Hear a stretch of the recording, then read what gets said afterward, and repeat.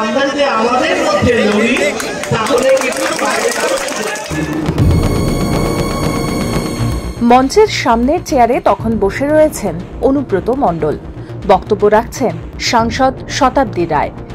18ই October Murarai 1-এর Bijoya Sammilani সভায় ঠিক সেই সময়ই স্টেজে উঠে এলেন বীরভূমের জেলা সভাধিপতি কাজল শেখ।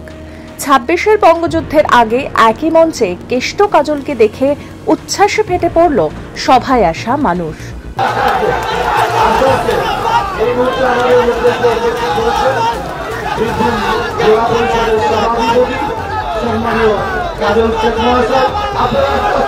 তবে দুই পক্ষের স্লোগানে তালও কাটে সভার।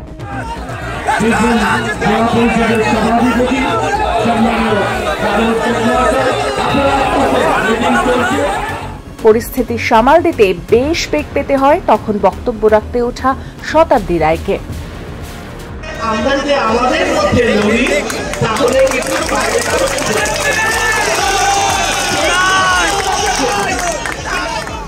অনুব্রত জেল মুক্তির পরে জানুয়ারি মাসে জয়দেব কেঁদুলের মেলায় একসঙ্গে দেখা গিয়েছিল দুই নেতাকে।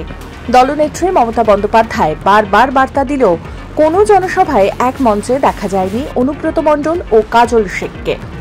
এমনকি বারবার দ্বন্দ্বে জড়িয়েছেন কেষ্ট ও কাজল অনুগামীরা।